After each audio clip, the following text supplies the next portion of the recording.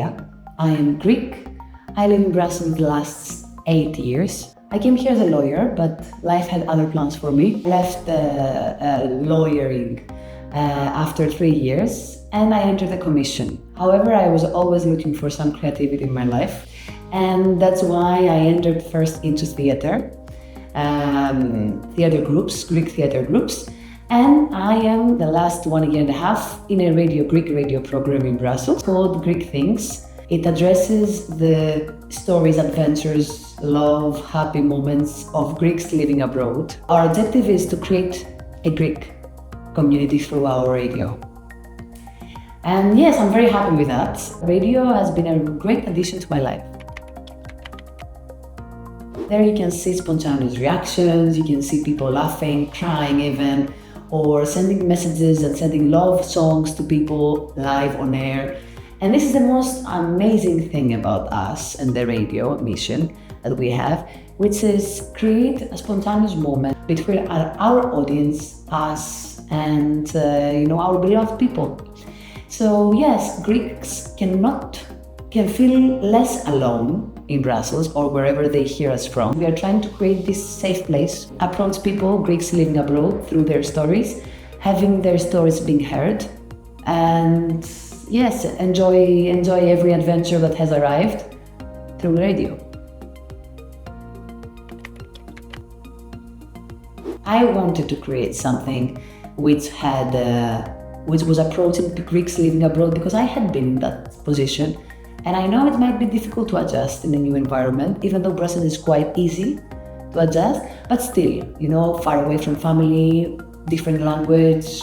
I had already introduced art in my life through theater, but I wanted something more impactful. So I found radio, and I had a great friend from the theater that proposed me a slot in this Radio Alma, and that at the right moment, the right person arrived, which was my co-radio producer, Konstantina, a friend of mine who moved to Brussels the same moment. So we made this team, and we created this perfect circumstances for this radio.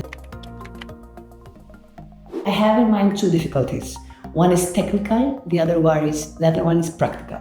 Technical, because when you're in a radio show and in a radio studio, you have to use buttons, change, two computers. We have two computers, one console, 100 buttons. You have to be on air, but then you should close your microphones, not be on air while the song is playing. In the first 3 moments that we were in the studio, people could hear us in the car talking in Greek and discussing which button should I press, what should I do? And then we called some experts. They told us, girls, you are on air. But press this button, stop talking. We had some unfortunate moment, but it was a lot of fun. The second one is personal. You don't always know in depth the people that you invite. So when you have a person, I had one case in mind that it was totally difficult to approach. So he was a bit shy, but also a bit wanted to show off, but then I couldn't manage to follow his rhythm. In the end, though, after 2 hours of the show, he trusted us, and we trusted him. He opened up, he relaxed, he stopped trying to behave. This behave is to behave in a public place. It's a bit blocking. And he relaxed, and we became even friends in the end. It's a challenge, always, when you are on air. You give some time. You always need to wait a bit. You have to be patient and try to understand and being in the shoes of the other person, especially when this person is your visitor, your invited person, your direct audience. So you have to wait. You have to try to understand and interpret the movements and the psychology, and follow the rhythm and follow the moment. Now it gave me a lot of experience, both of the two, both the technical and the human challenges. And you have to love moments that will make you feel uncomfortable. Failure should not stop you. Failure should be a step towards the next successful moment. My favorite moment. Of course, my favorite moment is about love, radio. Before social media, used to be the main means of sending love messages and sending songs to the beloved. So we wanted, that was the initial idea, to reactivate this means of communication through radio. I wanted to start engaging our audience. So I told them on air, people that listen to us, wherever you are, and if you feel like sending a song, sending a message to your beloved people, just do it. We go into music break. During the music break, we hang, and it was a man driving from Antwerp to Rotterdam, saying, look, I've done a big bêtise. I didn't behave very well to my wife. I left, and I'm traveling for work now, too, because she was driving a truck. Can you please play this song? I will text her to turn on the radio to your show. She did. So the song was very low. It was about love. Please forgive me, like every Greek song. That was a very heartwarming feeling because she came back to us, said, look, I would never, I have never forgiven him that quickly. It was very romantic, and it was not even St. Valentine's Day.